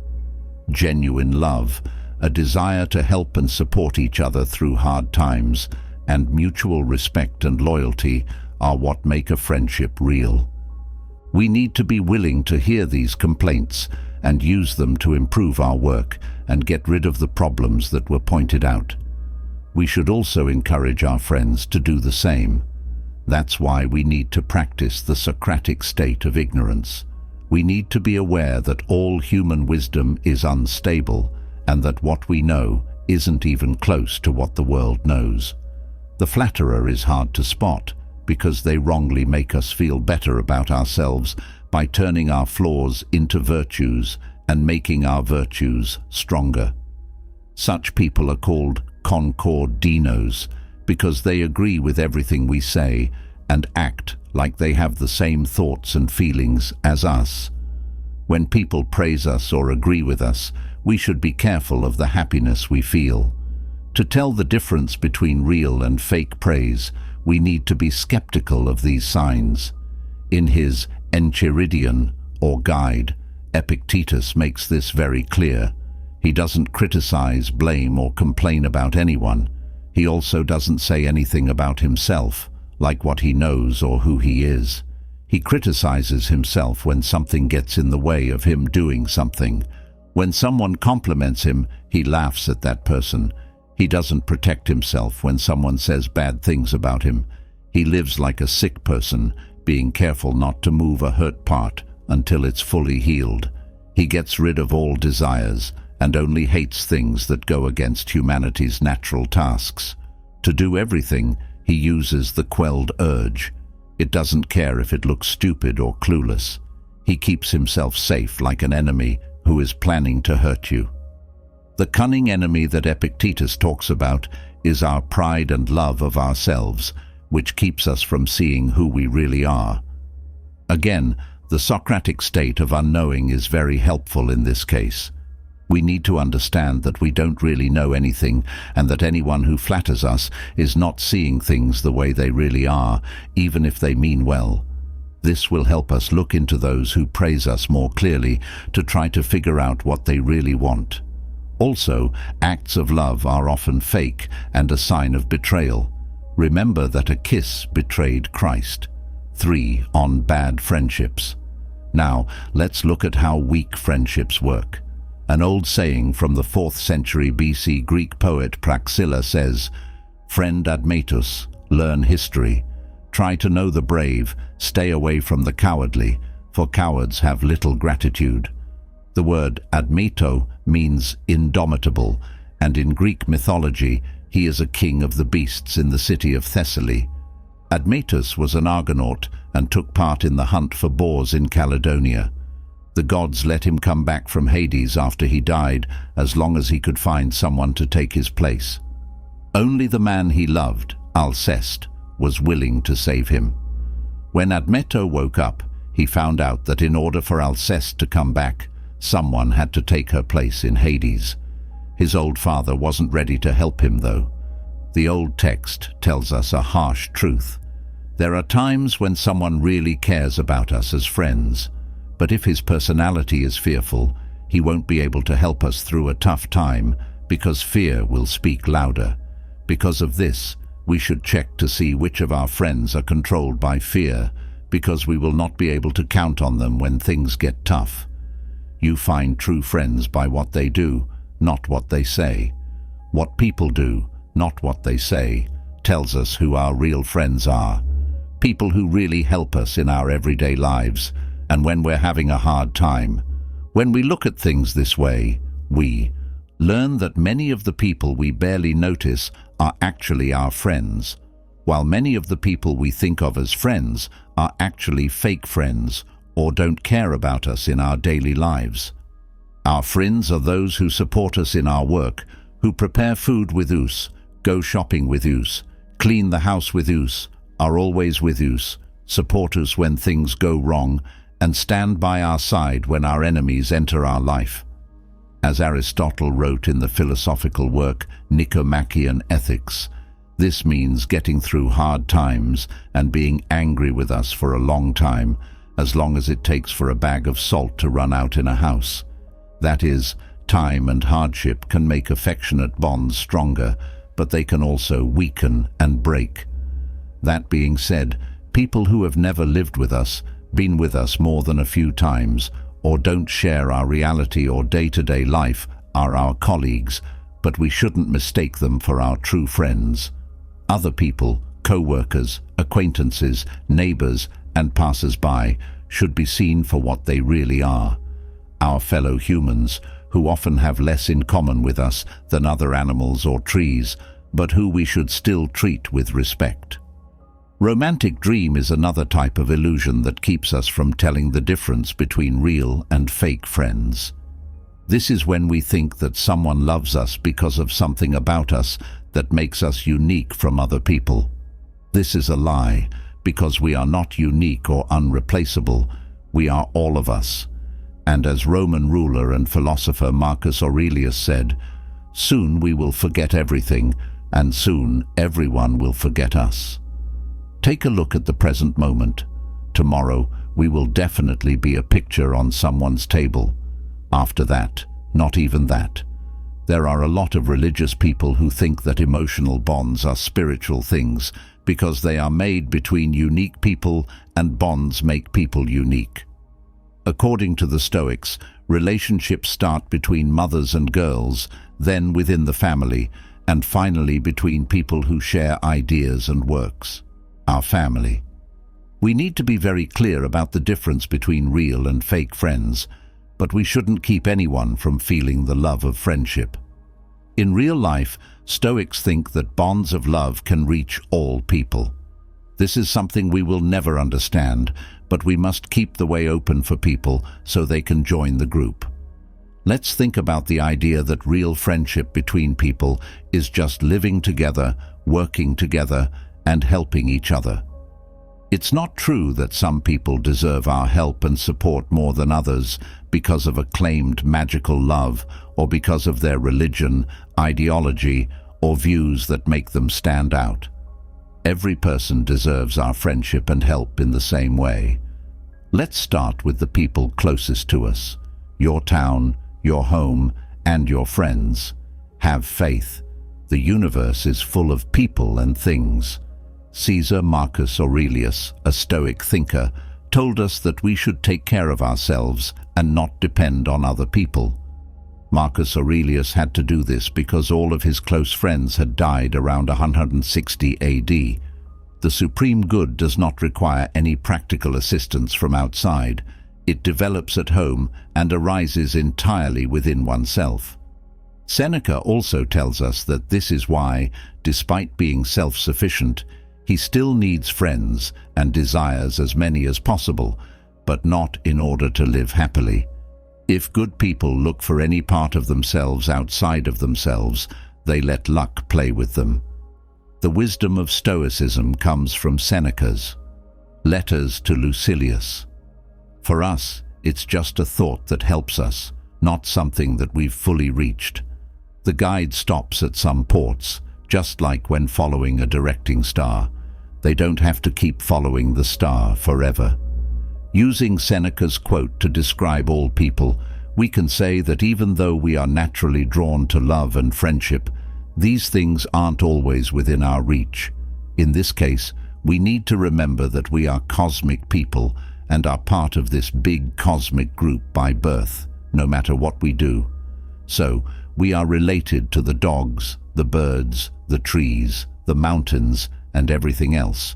We're never really by ourselves. Adult people experience loneliness only in their minds. As we've already said, beliefs divide us. The beliefs we hold dear separate us from our friends, and those who question our beliefs are seen as enemies. But our ties with other living things and animals are much better and kinder. A lot of animals are naturally friendly, which is why cats and dogs get along well with both people and animals. It smiles at us and holds us close like a mother, like when we're on the beach, in the yard, or in the mountains. Our bodies are a part of nature and will be with us until the day of our death, whether we are alone in our room or observing the stars. Our soul will always be in a state of happiness and tranquility if we understand this, and we will never be alone. 7th, friends break up. Friends may stop being friends if they start to support ideas that are different from ours. The same way we can change our beliefs, so can the beliefs of people we know. It's common for friends to grow apart when their ideas change about things that are important to them and form the basis of their outlook. For instance, we don't know that friend who all of a sudden turns into a political or religious extremist. As Epictetus says in Diatribes, we are the ideas we agree with. Our views are the only real things we own and can't be taken away from use.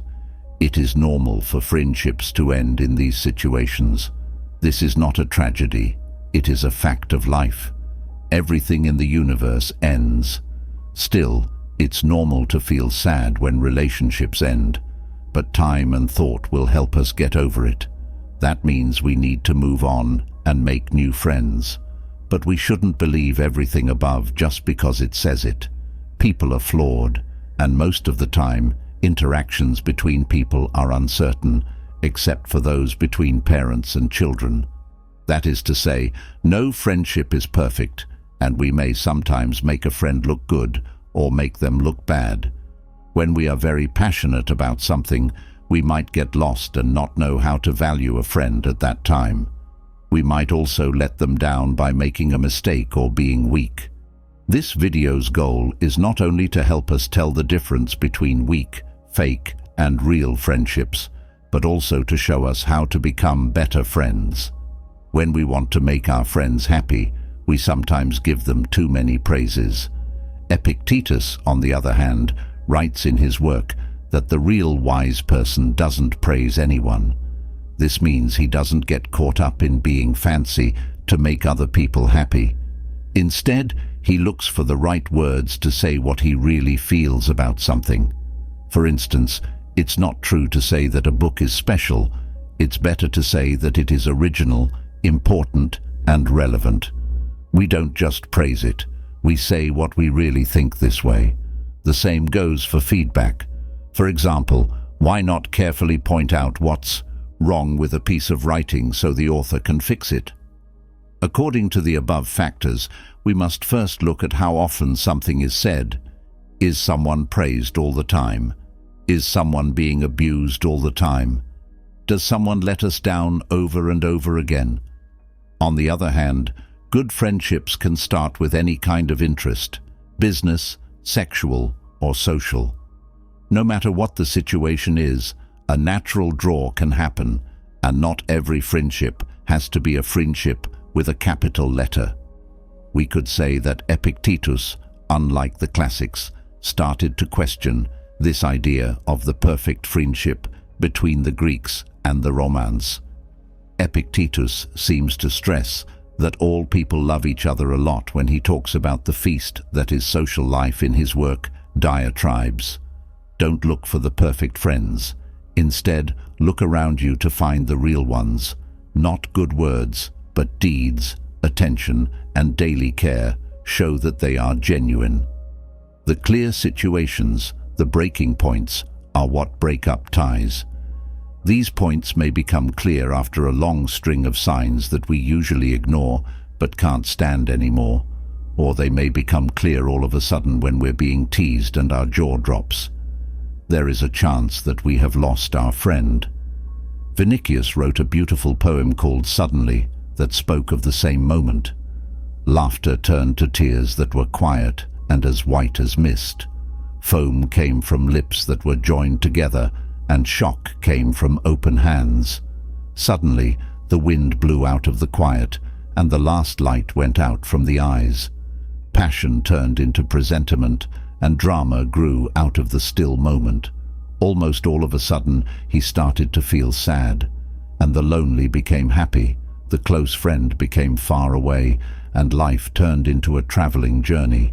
Right away, not more than right away. Finally, we should be happy to look for company and help each other out, without judging or hurting each other. I'm kind, and I love giving things to friends. In Nietzsche's works, Zarathustra talks about himself in terms of being a friend. Being kind is a sign of a good heart, but being rude is not. There will be times when we are ignored or lied to, but let's keep our souls until the end. The person who did wrong is now a wrongdoer. He has judged and punished himself. Let's forgive our friends if they say they're sorry after making a mistake. If they don't do it on their own, they might not know what they did or be too embarrassed to tell us. Let's go talk to them and give them a chance to say sorry.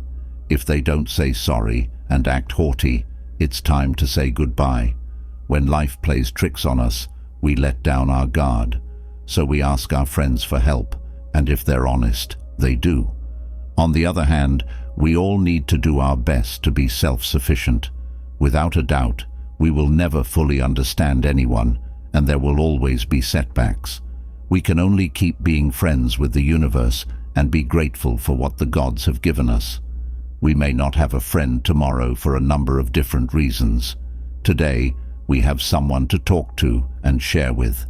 Let's enjoy our friendships while they last. Sometimes they only last a coffee or the moment when a stranger smiles at us, and other times they last months, years, or even decades. Almost never do they last a lifetime. No matter how good a judge we are, everything about being human is unclear. Life happens, and we don't fully understand it. Different people do their own thing, and someone might like what we do and want to talk to us about it. The time goes by and never comes back. The Latin phrase Memento Mori is a powerful reminder of how short life is. It literally means, remember that you are going to die, and the idea behind it is that we should learn to live with death, the constant companion that we are. Where is there life after death? This is the big problem that people have been trying to fix for thousands of years. Maybe a more interesting question would be, how am I living the only life I will ever have? This is what I ask in this video. Yes, the main question is how to enjoy our life the most. How can I live it better? Because it doesn't help to think too much about what's coming up. We can only see what's in front of us right now, since we can't see what's coming. That's why it makes sense to think about the present rather than the future. If we knew the precise time of our death, we would live the same way. That's not good. We live as if it will never happen, as if we will never die, even though we know it won't. In other words, we don't value what that really counts. We don't use our time well. We put things off until later, which wastes our days and our life. As a way to solve this problem, Memento Mori is put forward. Now comes the question, how can I use this idea of Memento Mori in my everyday life? It's easy. Just think about death every day. It looks like you already know what this video is about. Let's talk about the idea of Memento Mori. How did it happen? How does Stoicism want to understand it? And I will give you some work to do. What does Memento Mori mean? The Stoics thought about death every day, which is what Memento Mori means. Just like I said at the beginning of the video, Memento Mori means, remember that you are going to die. But this message needs to be taken with some care. It doesn't mean we should be negative about life because we know we will die, but rather that we should enjoy every moment, do what we came here to do, and live in the here and now. This comes from an old Roman tradition. When a general marched through the streets of Rome after a victory, a servant would walk behind him and remind him of the limits of human nature. This was done to keep the general from getting cocky and pretending to be an all-powerful god and using his tyrannical power. It would mean something like, look back, remember that you are only one man. What a great time to be reminded of this. Now imagine that you have been facing a battle in another country for years and don't know when you will see your kids, your wife, or your friends again. When you get to Rome, will you be confident that you have won, reached your goal, and beaten your opponent? Remember that you are going to die. You are not immortal. You are not a god. Don't think you are better than anyone else, even if you just won, they say in your ear first. Stoicism is the best way to keep your feet on the ground. This may be the last time we live, as Seneca said. Tell me when I am gone. Tell me that you may not come back. When I return, tell me that you may not come back. When I go to bed, tell me that you may not get up. That may seem like a bit of an exaggeration, but it's really true. How should we understand this idea of Memento Mori? Thinking about death might seem like a bad idea at first. After all, who wants to think about death? That being said, what if we didn't stay afraid and refuse to accept this truth? What if all we had to do to live our best life was think about death? This is how I think we should understand what this Memento Mori means. Now, I'll give you a task. Think about the most important people in your life who have died, who were close to you, and who you loved. After thinking about your friendship with them, would you say you spent enough time with them, both during good times and bad? Don't worry, I'm not trying to make you feel guilty. Not at all. I want to wake you up. Imagine that you are going to have lunch with a close friend who is about to have a very complicated surgery. There are very high odds that the operation will not go well. What would you do if this was your last dinner with this person? What would you like to remember about it? How do you want to live? Would you be looking at your phone to see if there are any new messages, or would you be looking into her eyes, paying close attention, and asking more questions? Are you paying attention to your phone or TV during the meal? I remember one of the happiest dinners of my life with that person with joy and peace of mind, even though it was their last. If I didn't know about the idea of Memento Mori, I might be sorry for what I did today. Also, let's all think about what would happen if this were the last dinner I had with the person I love so much. How would I like to remember it? If you understand it right, Memento Mori is a tool meant to give our time value and meaning, so we don't waste it on useless and pointless things. There is value in life after death. It gives life meaning. We don't give our meetings and interactions much thought because we think they will happen hundreds of times. But it could be the last one when we least expect it, and then there's no point in sorry. Don't forget that. Enjoy every second with the person who makes a difference in your life, because you might not get another chance. Seneca flips the reasoning of Memento Mori, the warning that we will die, by putting the thought of death in the past instead of the future. Seneca says that thinking that we long for death is our biggest mistake. He also says that we are wrong to think that most of death is over. We think of death as something that will happen in the future, but a lot of it has already happened. Seneca is aware that a part of existence is death. He says that the ideal man, the wise man, must train himself to become aware of this state and, by extension, to no longer be afraid of it. Our life does not end with the last day, but rather with all the days we have lived before. Right now, on this day, we are dying, just as the hourglass is not emptied with the last grain, but with all the grains. That time will never come back. It will be different, but not this time. Why do we remember death? Even though it may seem impossible, we need lessons like this in our lives. We would rather not think about or act on that thought or idea, though. We try very hard to avoid it and act like it's not true. It is, though. Being afraid of death seems like a bad thought at first. Who wants to consider their own death? That being said, what if we didn't stay afraid and refuse to accept this truth? What if the only way to live a full life was to think about death? This is how we should understand what Memento Mori means. Let's pretend that we only recently understand that our time has come to die and that we have lived a bad life. Does anyone else feel like they've been through a worse tragedy than waking up one day and thinking what the hell they did with their life? As I work on this video, I wonder if this time will be well spent. Marcus Aurelius says in his writings, "You could leave life right now. Let that determine what you do, say, and think." Yes, of course, talking about death is my Memento Mori task for today. This makes me aware of it, and if you watch the video and become aware of it too, the return on my investment will be even greater. Because the truth is that you and I are both dying as you watch the video and read these words. We will cross the finish line whether we like it or not, whether we accept it or not. A hard thing about remembering death every day is that we don't see it.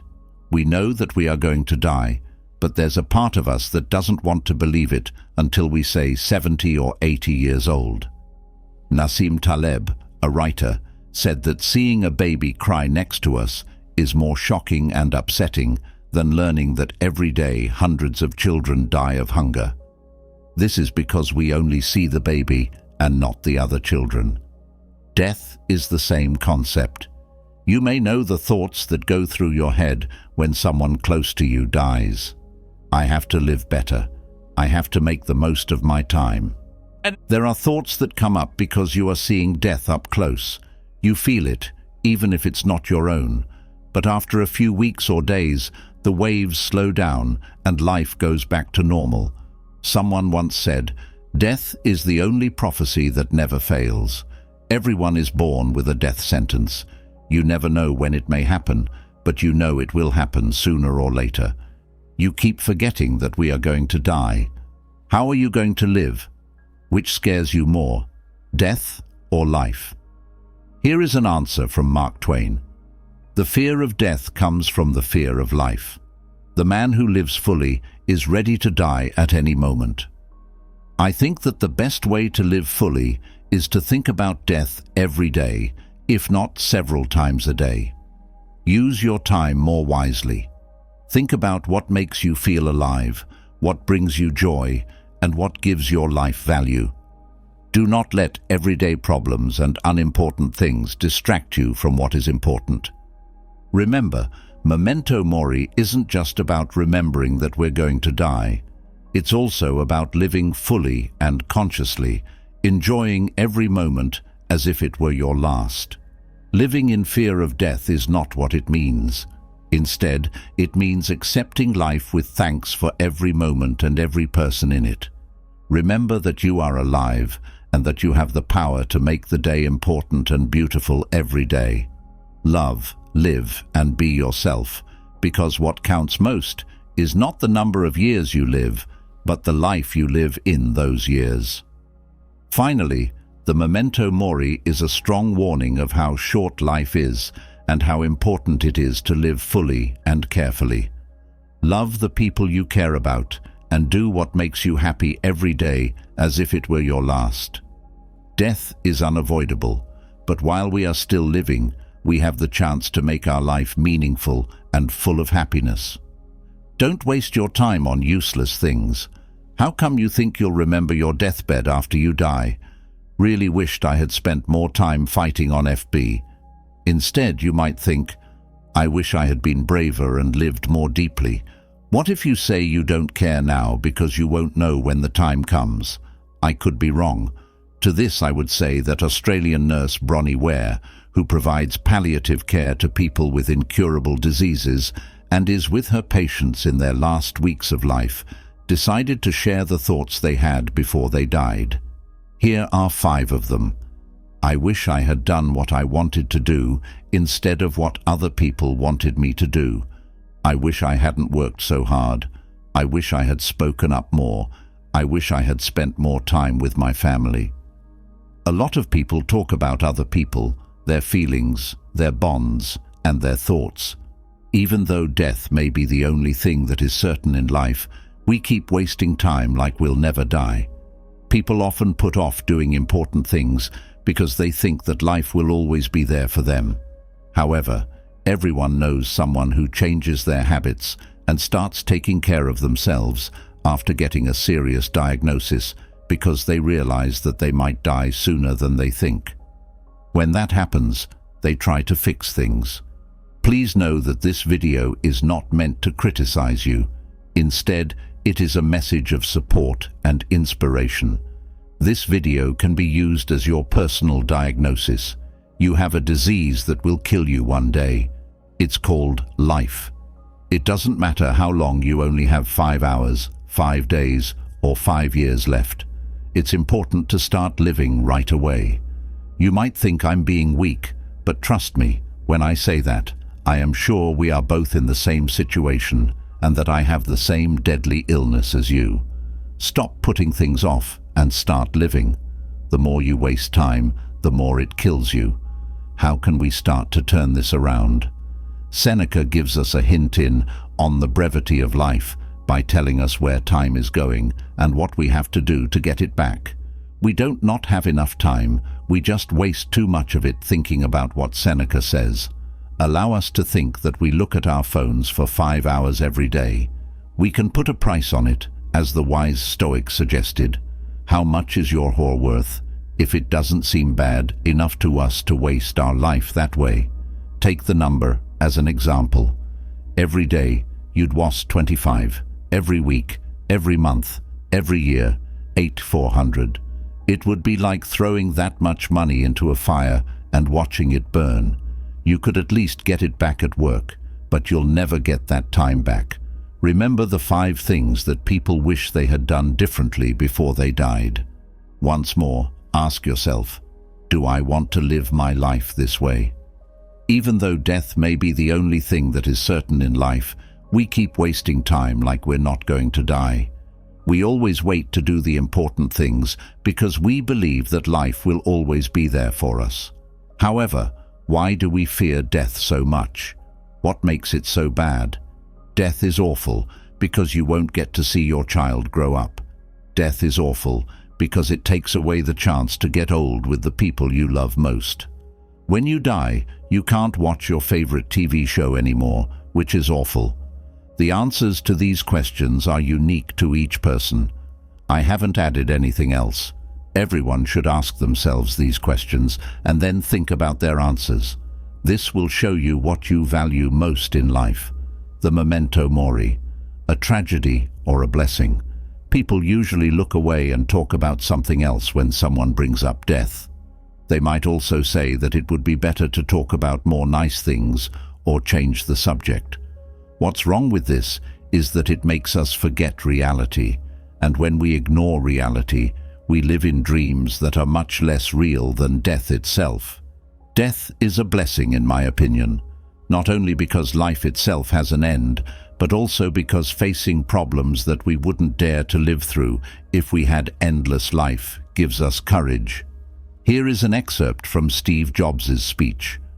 "Remembering that I will die soon is the tool that most helps me make great decisions in life, because virtually all things, all external expectations, all pride, all fear of failure or shame disappear when you face death, leaving only what is truly important.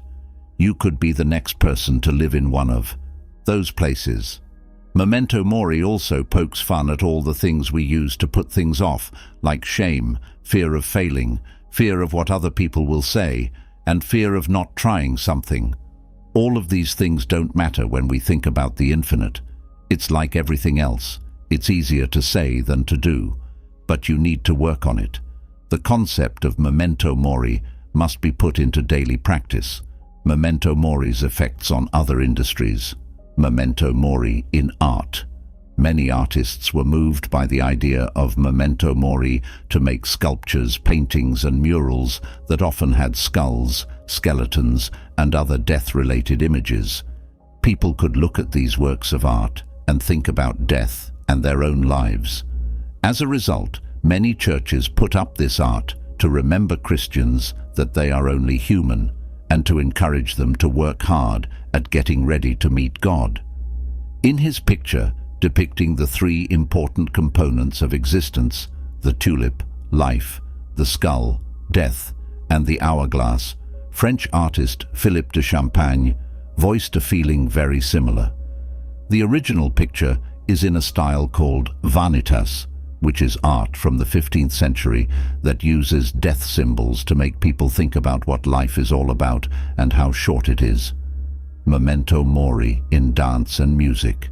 In old Europe, Memento Mori was also a type of requiem and funeral music, a theatrical piece that stressed the humanity and inevitability of death was known as the danse macabre, or dance of death, a subgenre of Memento Mori. Memento Mori in literature. A lot of writing also makes you think about death. Shakespeare, for instance, wrote several plays about the subject. In a scene from Hamlet, the title character lifts the court jester's skull and laments that everyone, even the most energetic and live, is turned into a hollow skull after death. The idea of Memento Mori is the same in all of these ways of thinking, reflecting, and making art, to remember us of our death, to free us from worldly vanity and futility, and to inspire us to value and live life better. To help you live a better and more fulfilling life, I've put together 11 more short lessons on how to use the idea of Memento Mori. 1. Being thankful and appreciative. The ability to foster a profound sense of thankfulness and respect for life is one of the main advantages of choosing the Memento Mori philosophy. It's simple to overlook the wonder and beauty of life in our hectic and frequently stressed world. Thinking about our deaths helps us remember that we only have about 4,000 weeks left on this world. To be more specific, it tells us to enjoy every moment and find joy in the smallest things. A better and more fulfilling existence can result from this greater respect. Two things: beliefs and goals. When we face our goals and values with the thought of death, a lot of the small things we worry about and do lose their meaning. We have to ask ourselves, am I really spending my valuable time in a useful way? What is important to me in my life, and what do I want to do before my time is up? Becoming aware of death can be a strong force for change, pushing us to focus on real relationships, personal growth, and making the world a better place. Realizing how short our lives are makes us want to live with more purpose and truthfulness, picking ways that are in line with our core values. This kind of thought can help us readjust our ideals and goals so that we can focus on what gives us the most happiness, satisfaction, and meaning. Third, live in the present moment. We are often concerned with thoughts of the past or the future, missing out on the beauty of the here and now. The idea of Memento Mori reframes our goals and urges us to live deeply in the present. Because we know that our time is limited, accepting our death gives us the courage to live fully in the moment. We have the courage to enjoy every moment when we realize how short life is. Instead of putting things off or waiting for the future to become clear, we can do this by enjoying the little things in life, showing love and thanks to those around us, and actively seeking out experiences that make our lives better. When we believe that every day could be our last, we are more likely to act on purpose and seize important chances. This attention to the present not only improves the quality of our life, but also aids in the creation of a memory that will outlive our physical existence. Being more aware can help us experience life more fully and honestly, which is good for our personal growth and strength. By showing us how short life is, Memento Mori also pushes us to grow as people and be strong. Instead of letting failures or fears consume us, we are pushed to face difficulties and challenges with a fresh viewpoint. In the end, we learn to see them as chances to grow as people and obtain greater wisdom. This way of thinking helps us learn from all of our situations, good and bad, and makes us more flexible and strong.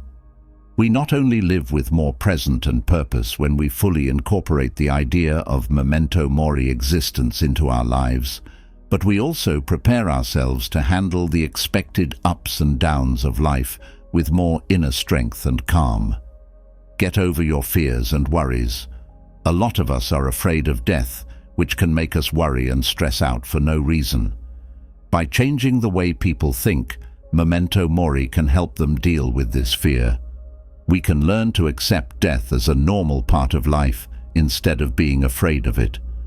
In addition to making us feel less anxious, this acceptance helps us make the most of the time we have and pushes us to live with purpose.